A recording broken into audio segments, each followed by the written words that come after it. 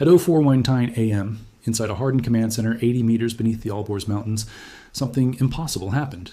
Screens that had glowed with radar returns for decades went black. Not flickering, not degrading. Black. Operators stared at displays showing nothing where moments before they had tracked aircraft, shipping, communications traffic across 500 kilometers of monitored airspace. The shift commander reached for protocols designed for equipment failure. But this was not equipment failure. Every backup system reported operational, every redundancy checked green. The radars were functioning perfectly. They simply could not see. Outside, in the invisible spectrum where electromagnetic waves carry information faster than sound carries screams, a new kind of weapon had arrived. And Iran's air defense network, built over decades at costs measured in billions, had just discovered it was fighting blind. 72 hours earlier, a Gulfstream G550 business jet landed at Ramstein Air Base in Germany. To anyone watching civilian flight trackers, it appeared unremarkable. Another executive aircraft on another routine flight. But this was no business jet. Beneath its sleek civilian profile, conformally mounted along both sides of the fuselage, were phased array antennas powerful enough to reach across hundreds of miles. Inside, 7 crew stations housed systems that could catalog every radar emission, every radio transmission, every electronic signal within range, then respond with precision jamming that could make entire air defense networks disappear. This was the EA-37B Compass Call, and its arrival in Europe marked the first time America's newest electronic warfare platform had crossed the Atlantic. Registration 175579, based at Davis-Monthan Air Force Base, Arizona, assigned to the 55th Electronic Combat Group, operational for less than 8 months, and now positioned within striking distance of every contested airspace from the Baltic to the Persian Gulf. The Air Force called it a roadshow, a demonstration tour to familiarize NATO allies with capabilities they might soon rely upon. Briefings were conducted at Ramstein, then Spangdahlem, then RAF Mildenhall. Airmen from Norway, Turkey, and a dozen other nations filed through hangars where the aircraft sat, asking questions about range, altitude, mission profiles. But everyone involved understood that demonstrations serve dual purposes. They educate allies, and they signal adversaries. Because the EA-37B's most important audience was not in Germany. It was in Tehran. And the message was not about capability. It was about proximity. Because an electronic warfare aircraft positioned in Europe can reach targets in Iran that would require 18 hours to strike from the continental United States. And reach means everything when the goal is not destruction, but control. Iran had been rebuilding its air defense network methodically since June, when Israeli and American strikes devastated facilities at Fordow and Natanz. The attacks had targeted nuclear infrastructure, but they had also exposed gaps in defensive coverage, vulnerabilities in response timing, and limits to systems Iran had believed were untouchable. The lessons learned were harsh. Russian-supplied S-300 batteries, once considered invincible, had been degraded by standoff weapons they never detected. Indigenous Bavar 373 systems, Iran's answer to sanctions and isolation, had performed better, but still struggled against saturation attacks coordinated across multiple domains simultaneously. The conclusion was unavoidable. Iran's air defenses needed integration, not just between systems, but across frequencies, altitudes, and response timelines compressed to seconds. So engineers went to work. By February 2025, Iran unveiled what it called a breakthrough. The Bavar 373 and S-300 systems, previously operated independently, had been networked into a unified defense architecture. The Bavar's Mirage 4 phased array radar, capable of tracking 100 targets simultaneously at ranges exceeding 450 kilometers, was linked to the S-300's 64 N6E2 Big Bird battle management radar. If one system was damaged, the other could compensate. If one radar was blinded, backup coverage would activate. The integration gave Iran's air defense network redundancy it had never possessed, depth it desperately needed, and confidence that perhaps, this time, the next strike could be stopped. That confidence lasted until 0419 a.m., and when the screens went dark. The EA-37B's mission system is built around a technology called SABRE, Small Adaptive Bank of Electronic Resources. It sounds abstract until you understand what it does. SABRE senses electromagnetic emissions across the entire spectrum. Radio, radar, data links, navigation signals. Every transmission produces a signature, and SABRE catalogs them all in real time, building a library of every emitter within hundreds of miles. Then it classifies them. Is this a search radar, a fire control radar, a communications relay, a guidance system for surface-to-air missiles? Once classified, SABRE hands targeting data to another system called SWORD-A, System-Wide Open Reconfigurable Dynamic Architecture. SWORD selects the appropriate response. Not one jamming signal for everything, but tailored interference matched precisely to the target's frequency, modulation, and purpose. The result is surgical. A fire control radar can be blinded while a search radar continues operating, unaware that its targeting solution will never reach the missile battery. A communications network can be fragmented so that units receive orders but cannot confirm receipt, creating hesitation at the exact moment decisiveness matters most. From 45,000 feet, cruising at 600 knots, the EA-37B can affect ground targets 250 nautical miles away. Against airborne targets, its effective range extends to 400 miles. These are not theoretical numbers. They are operational estimates built from testing, refined through integration with RC-135 rivet joint intelligence aircraft, validated during exercises where the EA-37B demonstrated it could coordinate with F-35 fighters, B-2 bombers, and Tomahawk cruise missiles to create attack sequences where each platform's signature was masked by the next. Iran's air defense network was designed to counter this kind of coordination. Layered coverage ensured that if one battery was suppressed, others would engage. Mobile launchers meant that positions could change faster than targeting solutions could be calculated. Redundant communications kept command links alive even under jamming. But all of those defenses assumed one critical variable, that Iran's sensors could see the threat coming. At 0419 AM, they could not. Iranian radar operators followed procedures exactly as trained. They verified power systems, they checked cabling, they ran diagnostics on every component. Everything tested operational. Yet the screens remained empty, not static, not interference patterns, empty, as if the sky itself had disappeared. In Tehran, alerts propagated through command structures within minutes. Senior air defense commanders were briefed while still in their homes. Intelligence officers cross-referenced satellite data with signals intelligence, searching for explanations. The answer, when it came, was worse than equipment failure. Iran's radars were functioning. They were transmitting. But their signals were being answered with deception so precise, so perfectly calibrated, that the radars could not distinguish real targets from phantom returns, could not separate signal from noise, could not build the coherent picture required for targeting solutions. The system was not broken. It was being manipulated. This was not the first time electronic warfare had degraded Iranian defenses. During Operation Midnight Hammer in June, EA-18G Growlers from U.S. Navy carriers had jammed radar coverage before Israeli F-35s penetrated Iranian airspace. But that operation had been surgical, localized, timed to specific strike windows. What was happening now was different in scale and duration. This was not suppression for a single mission. This was sustained degradation across Iran's entire northern air defense zone, and it was not coming from carrier-based aircraft that had to return for refueling every few hours. It was coming from platforms that could loiter for 8, 10, even 12 hours continuously, rotating crews, maintaining pressure without pause, without warning, without the operational signatures that Iran's defenses had been designed to detect and counter. Iran's leadership convened emergency sessions. The question was not whether this was a prelude to strikes. The question was whether strikes were already underway and simply undetected. Because in modern warfare, the first phase of any operation is not kinetic. It is electromagnetic. You blind the sensors before you launch the bombers. You fragment the communications before you breach the airspace. You create confusion, hesitation, and gaps in coverage that turn minutes into lifetimes and decisions into disasters. Iran had prepared for this scenario. Mobile Bavar 3732 units, each equipped with integrated radars independent of central command, were dispersed across strategic sites. These autonomous systems could operate even if network links were severed. Fast attack craft in the Persian Gulf carried passive electronic sensors that could detect aircraft without emitting radar signatures that could be jammed. Drone units stood ready with optical guidance systems immune to electronic interference. But all of those backup measures shared one vulnerability.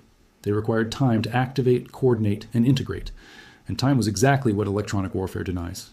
The EA-37B's capabilities extend beyond jamming. It can inject false data into enemy networks, making one radar believe it is tracking targets that do not exist, while another radar sees empty sky where actual threats are closing. It can mimic friendly identification signals, creating hesitation in operators trained never to fire on their own forces. It can map the entire electromagnetic environment of a contested region, then share that map in real time with strike aircraft whose mission planning systems automatically route around active defenses and exploit gaps before they close. This is not science fiction. This is documented capability, validated through integrated sorties flown jointly with RC-135 rivet joint aircraft starting in September 2025. 4 sorties per month, off at Air Force Base and Davis-Monthan, coordinating missions where rivet joint identifies emitters and Compass Call neutralizes them, building tactics, techniques, and procedures refined through repetition until they become reflex. By the second day, Iran's air defense network had adapted. Not recovered. Adapted. Radars shifted frequencies, hoping to find bands where jamming was less effective. Mobile units relocated, trying to establish coverage where gaps had opened. Communications protocols were altered, introducing encryption layers and frequency hopping patterns designed to resist interference. Some of these measures worked, briefly, until the EA-37B's Sabre system cataloged the new frequencies, analyzed the new protocols, and soared recalibrated jamming solutions that negated the adaptations within hours. This was the nightmare scenario air defense planners had wargamed for years. An adversary that could sense, adapt, and respond faster than human decision cycles allowed, where every defensive measure was cataloged, countered, and used to refine the next attack before commanders even realized their adjustments had failed. Inside Iran, the political implications were immediate and severe. The air defense network was not just military infrastructure. It was a symbol of sovereignty, a demonstration that decades of sanctions and isolation had not prevented Iran from developing capabilities that could deter aggression. When that network went dark, the message resonated far beyond military channels. Protests that had subsided after brutal crackdowns in December began stirring again, not in the streets, not yet, but in private conversations, in encrypted messaging groups, in the quiet calculations of a population watching its government's promises of invincibility dissolve into helplessness. Because if Iran could not protect its own airspace, what else could it not protect? And if the United States could blind Iran's defenses without firing a shot, what would stop it from firing those shots when the moment came? International response was muted publicly but urgent privately. Russia, which had supplied the S-300 systems now proving ineffective, offered technical support through intermediaries. 7 senior military officials, specializing in air defense, had visited Iran throughout 2024 and 2025, advising on integration strategies and countermeasures. Those efforts were now being tested in real time, and the results were not encouraging. China, which had its own reasons to monitor American electronic warfare capabilities, increased intelligence collection activities in the region, cataloging EA-37B flight patterns, emission signatures, and operational timelines. Because whatever lessons Iran learned about countering the EA-37B, China would need for Taiwan. And whatever vulnerabilities Iran exposed, China would need to avoid.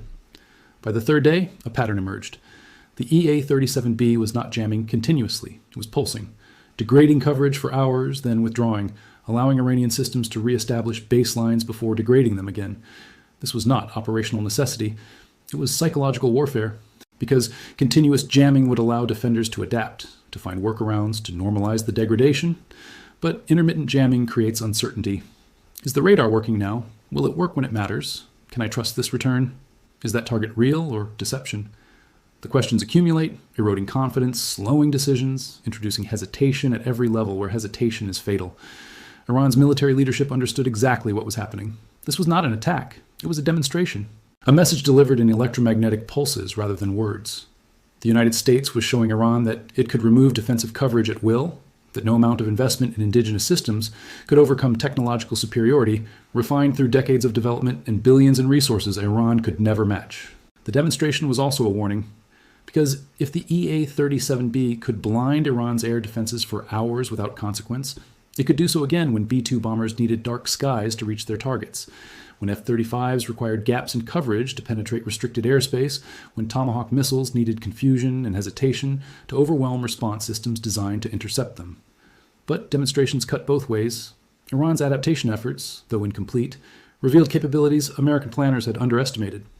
The speed with which mobile Bavar 3732 units relocated exceeded intelligence estimates. The resilience of backup communications networks suggested redundancy deeper than satellite imagery had detected. Most concerning, Iranian operators demonstrated discipline under pressure that suggested training had prepared them for exactly this scenario. They did not panic. They did not abandon protocols. They adapted methodically, buying time for engineers to develop countermeasures, even as those countermeasures were being cataloged and countered in real time. This was not the air defense network American planners had faced in June. This was a system that had learned, evolved, and prepared for the next round. By the fourth day, diplomatic channels that had been silent for weeks suddenly activated. Messages moved through Oman, through Switzerland, through intermediaries trusted by both sides to convey intent without distortion. The language was careful, clinical, stripped of emotion. The United States clarified that electronic warfare operations were defensive in nature, designed to ensure freedom of navigation in international airspace and protection of assets in the region. Iran clarified that any strikes, kinetic or electronic, against sovereign territory would be met with responses that extended beyond the immediate theater. Neither side made threats. Neither side offered concessions. but both sides communicated boundaries. Because in the invisible war being fought across the electromagnetic spectrum, boundaries are the only things preventing escalation from slipping into exchanges neither side wanted, but both were prepared to execute. Inside the EA-37B, crews rotated shifts every 6 hours, maintaining vigilance without fatigue. The aircraft itself, based on the Gulfstream G550 business jet platform, was engineered for endurance missions. 2 Rolls-Royce BR700 turbofans provided 15,285 pounds of thrust each, enough to cruise at 45,000 feet where the air is thin and fuel consumption minimal.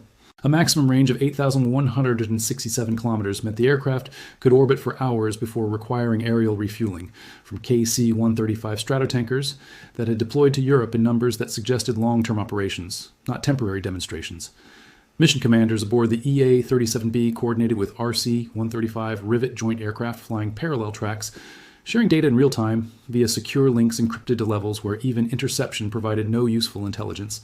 Together, these platforms formed an integrated system where rivet joint identified and classified emitters while Compass Call neutralized them, each aircraft amplifying the other's effectiveness in ways that individual operations could never match. Iran's response entered a new phase. Instead of trying to restore radar coverage across the entire network, commanders prioritized critical sites.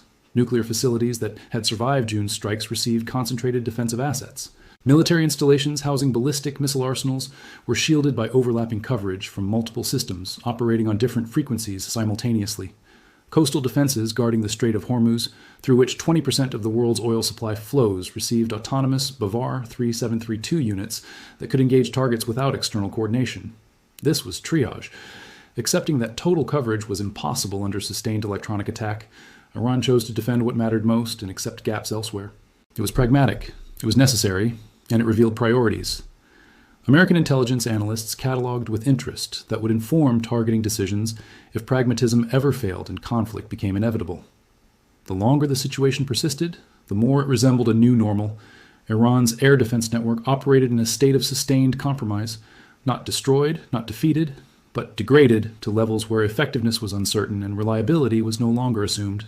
The EA-37B continued missions from European bases, maintaining presence without provocation, pressure without escalation. For planners on both sides, this was the most dangerous phase, because humans adapt to stress, systems normalize crisis. And what begins as emergency readiness gradually becomes routine until the moment routine is shattered by miscalculation, misinterpretation, or malfunction that introduces kinetic action into an environment where kinetic action had been carefully avoided for weeks. Inside the Pentagon, assessments circulated through secure channels. The EA-37B had exceeded performance expectations. Its ability to sustain operations over extended periods demonstrated that electronic warfare was no longer a supporting element of air campaigns, but a primary domain capable of achieving strategic effects without kinetic strikes.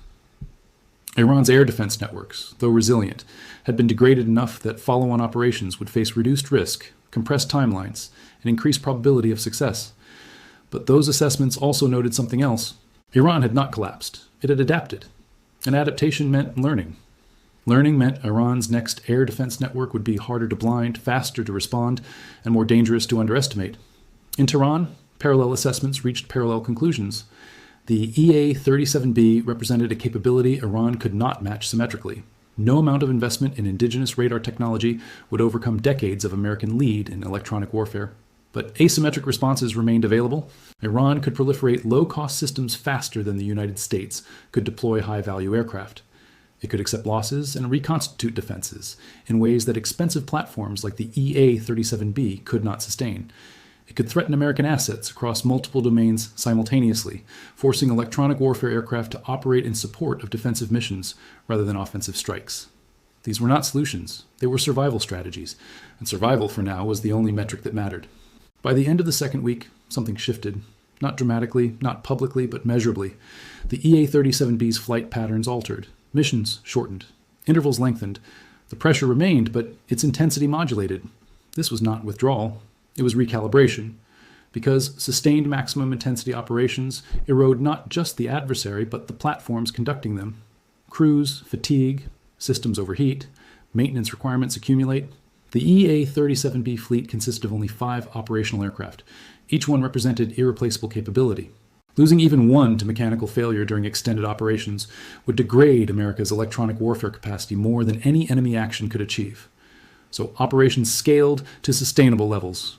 Pressure maintained, but at intensities that could be repeated indefinitely. Iran's air defense network responded in kind. Alert levels remained high, but rotations normalized. Radar operators worked 8-hour shifts instead of 12 maintenance schedules resumed. Mobile units returned to predetermined locations rather than constant relocation. The system exhaled just enough to survive without signaling retreat. This was not resolution. It was recognition that neither side would achieve decisive outcomes through the means currently deployed. The EA-37B could degrade Iranian defenses, but it could not eliminate them. Iran could adapt to electronic warfare, but it could not negate it. The standoff had reached equilibrium, a new baseline where both sides operated under constraints neither had chosen, but both had learned to navigate. Observers watching from outside saw nothing. No explosions, no casualties, no dramatic escalation. The crisis, such as it was, appeared to have passed without incident. But those inside the systems understood differently. The battlefield had shifted. Electronic warfare was no longer theoretical. It was operational. The EA-37B was no longer experimental. It was deployed. And Iran's air defense network was no longer untested.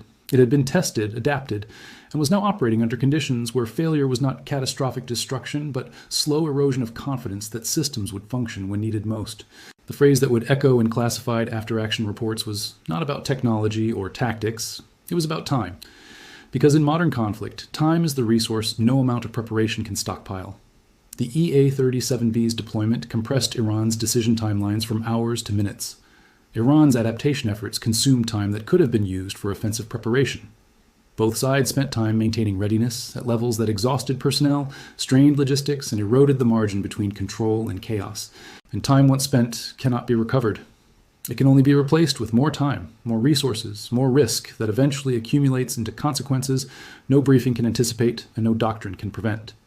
As weeks turned toward months, the EA-37B eventually returned to Davis-Monthan Air Force Base, not because the mission was complete, but because rotations are operationally necessary. Another aircraft would take its place. Another crew would inherit the mission. The demonstration tour that had begun in January would become sustained presence by March. And sustained presence would become the new normal by summer, because once capabilities are deployed, they are rarely withdrawn. They are sustained, refined, and integrated into operational planning that assumes their availability and builds strategies around their effects. Iran's air defense network continued operating. Radars swept, missiles stayed fueled, crews remained alert. But something fundamental had changed. The network now operated with awareness that it could be degraded at any moment, that coverage could disappear without warning, that the sky it was designed to protect could become contested space where seeing was no longer certain and responding was no longer guaranteed. This awareness did not prevent operations. It shaped them. Commanders planned with redundancy. Operators verified returns multiple times.